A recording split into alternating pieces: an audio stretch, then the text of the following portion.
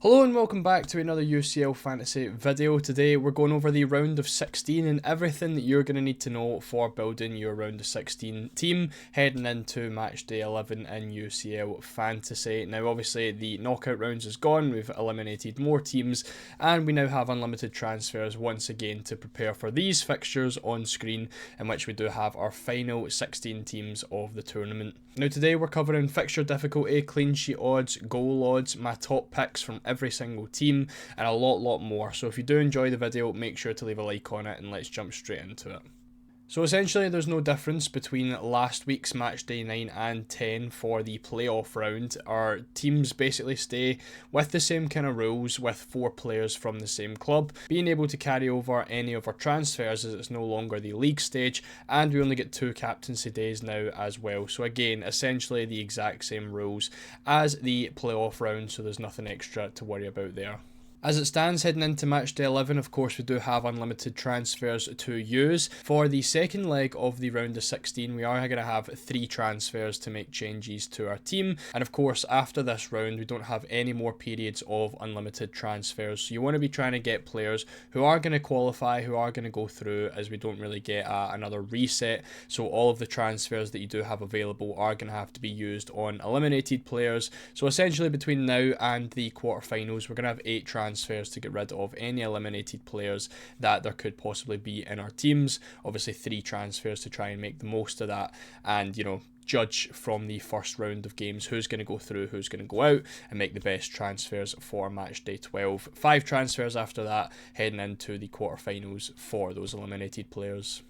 So as I said, you are going to want to pick players who do have a good chance of going through, and of course could potentially head into a decent fixture in the quarterfinals as well. Obviously the fixtures are going to get harder and harder. There's not going to be any easy fixtures now, with there only being 16 teams left. So you are just going to be wanting to pick, players who you think could go through, and of course the ball recovery players are going to be a big avenue to points, because there's not going to be a lot of goals anymore with, a lot of good teams in the competition. So a really good place to get some points could be from those ball recovery players. But in terms of as the odds go, according to oddschecker.com, these are the chances of each team of qualifying for the quarterfinals. So this is obviously going to be over both legs. This isn't just for matchday 11, but Arsenal are given a 78% chance of qualifying. Real Madrid and Atletico Madrid a little bit more tight.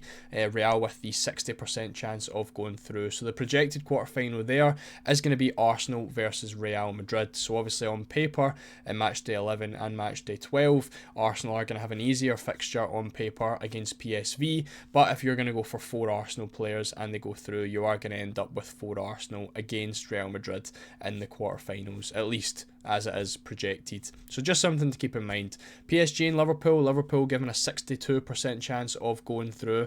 They look likely to go up against Aston Villa, who have a 71% chance of qualifying, up against Club Brugge. So in that case, obviously a little bit more of a difficult fixture with Liverpool and PSG, but Liverpool would be heading into a easier fixture in the quarterfinals. So again, Liverpool and PSG potentially a team or teams that you would want to gather up on, a couple players from each team. Then obviously whoever gets eliminated, take those guys out, potentially for someone from the other team where they've got a better fixture in the quarterfinals. Benfica and Barcelona given a 78% chance of qualifying, looking likely to go up against Borussia Dortmund, who are again a very close matchup with Lille, with a 44% chance of going through. So either way, I think that's a pretty decent fixture for Barcelona. So Barca could be a really good team to get your 4 players from. Rafinha, Lewandowski, Yamal, Olmo, Koundé, Araujo's back, Szczesny in goals, a really good pick as well. So lots of good players you can get from Barcelona. The quadruple could be a really good move, as they also could have a decent fixture in the quarterfinals. Bayern, Leverkusen, 59% chance for Bayern to go through, 41 for Leverkusen. Very difficult fixture by the looks of things in the quarterfinal though, who look likely to go up against Inter Milan, who have the highest chance out of everyone here to go through against Feyenoord with 89%.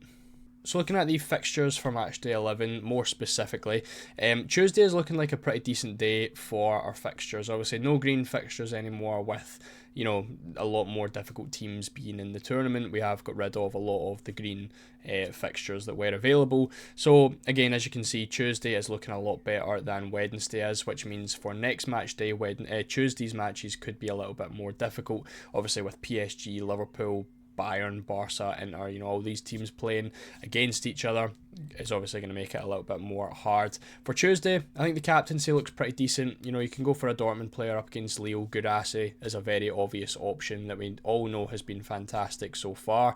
Bruges and Villa up against each other. Real Madrid, of course, have Atletico. Mbappe, Vinicius Jr., also really, really nice captaincy options. So at least you do have some options available. I think Gurase is probably going to be the more outside pick. Obviously, Mbappe and Vinicius Jr., very, very popular captaincies in general with the entire game, with a lot of casuals just sticking it on the best players. So I think Gurase could be a really, really nice outside pick, with Lille at home looking like one of the easier fixtures of the match day. For Wednesday, a little bit more difficult, but again, if you're going to load up on Barcelona, it could easily be a Rafinha captaincy there, Lewandowski captaincy there. So you are going to have options. Kane, of course, playing at home against Leverkusen, if you did want to go that route. Inter, of course, given the highest chance to qualify, you are going to want a couple of Inter Milan players. Again, the likes of Lautaro Martinez. DeMarco picked up an injury over the weekend, so he looks like he could be a doubt for match day 11. But on the other side, you do have the likes of Denzel Dumfries, who could also make a nice pick. Speaking of Denzel Dumfries, it is Inter Milan who are top of the clean sheet odds this week, so it is looking really likely to pick up a couple of Inter players. Of course, a more difficult fixture being away from home to Feyenoord, but next match day they are going to be at home to Feyenoord, and it could be a really easy fixture for a clean sheet in there. So definitely one to definitely consider. Borussia Dortmund and Real Madrid both given a 38% chance of a clean sheet. So again, Dortmund, we know there's a lot of good defenders available. Ben Sebaini, Schlotterbeck, one of the better ones. Emre Can, a potential pick as well. For Real Madrid, you're probably looking at Rudiger there. I think he's probably the best option available. Arsenal, Saliba, Gabriel, Raya, all nice options there. Bayern Munich, obviously Kim's been a very popular one. Upamecano, Alphonso Davies, all really nice picks.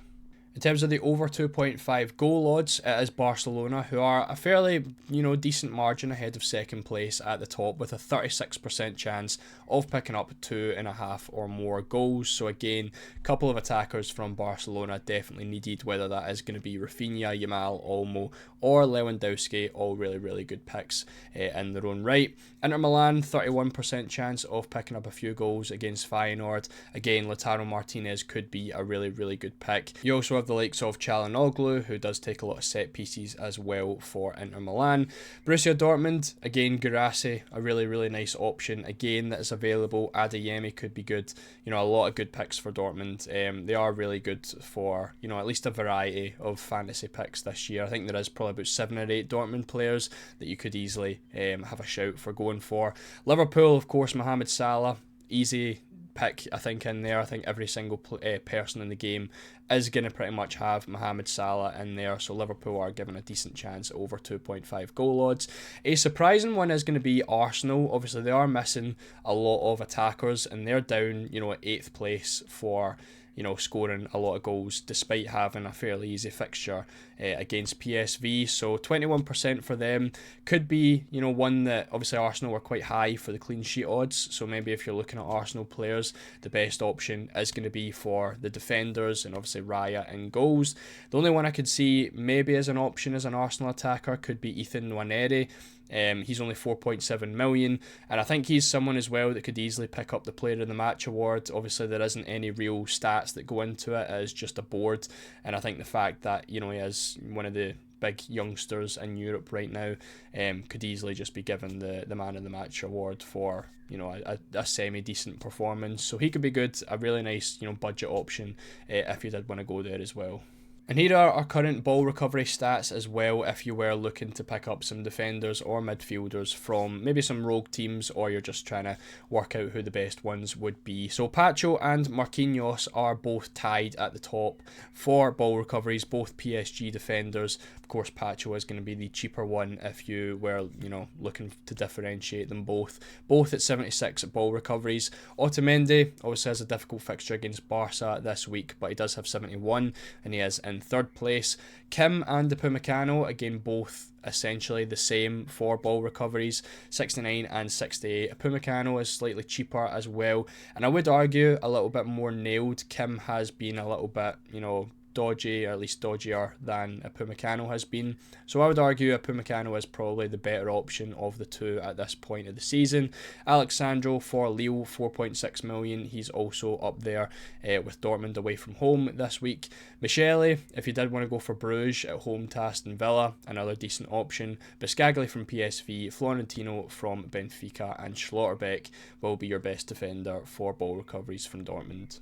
So taking all that into account, these are the top picks that I've went for from each of the teams. I have left out two teams, and that's going to be PSV and Feyenoord, because I didn't see any obvious picks that I quite liked from either of those teams. So we've got 14 teams on the board here if you are looking for some ideas for some potential players, and feel free to take any one of those. I think my team is mostly going to consist of at least 15 of these guys on the screen right now. So feel free to pause if you want to take a look at that and maybe build a team off of it. But that is going to be it for this video. If you enjoyed, make sure to leave a like on it. Make sure to subscribe as well. My team selection video will be out tomorrow, so make sure to put notifications on so you know exactly when that does come out.